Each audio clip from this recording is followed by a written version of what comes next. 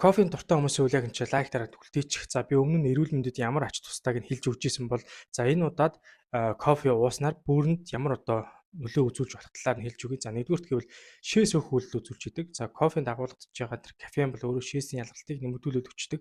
За ингэснээрээ тэр ус эрдэс давсны одоо тэр асуудал их болоод ирэхээр шингэн одоо илүүхээр одоо бие дутагдаад ирнэ. За ингэснээр бөөгний одоо үйл ажиллагаанд бас сөргөөр нөлөөлж үйдэг. За хоёрд нь гэвэл цусны даралтыг хэсгэх.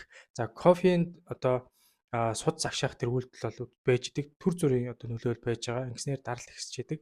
За даралт ихснээр ялангуяа тэр бөөрийн үйл ажиллагаанд илүүхээр сөрөг нөлөө үзүүлж идэг.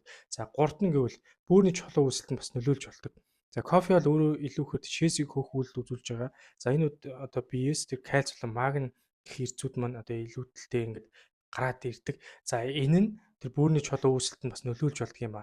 За дөрөвт нь гэвэл бөөрийн архаг үргэлжлэлтэй хүмүүс одоо кофе уугаад ирэхээр яг одоо тэр үйл ажиллагаа нь одоо үүнийг одоо биеэс ялгаруулахын тулд маш их одоо хүнд ачаалал өгөөд бөөрийн үйл ажиллагаанд бас одоо сөргөөр нөлөөлж болдог байна.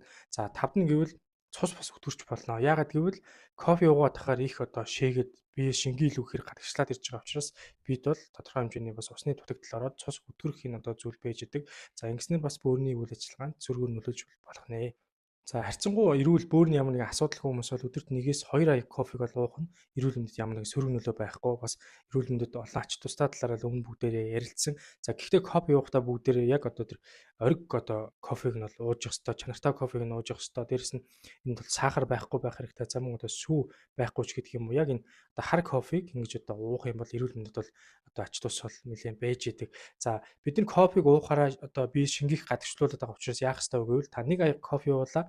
За яг тэр нэг аяг кофе уусныхаа хэмжээг 2 дахин үржүүлсэн юм шиг шингэн одоо зүйлийг буюу усыг ингээд уугаад явах юм бол та шингэний дутагдалд орохгүй байх боломжтой. За хэрвээ бөөрийн ямар нэгэн асуудалтай хүн ялчгүй кофе уух дуртай, кофе уудаг бол нэгдүгээр кофе уух давтамжаа одоо хэмжээг нь багасгах нь, хоёрдугаар бас одоо хэрвээ хүнд одоо асуудал байдаг бол бөөрийн эдэр эмчээсээ бас зөвлөгөө авч хэрэглэхийг бол зөвлөж байна.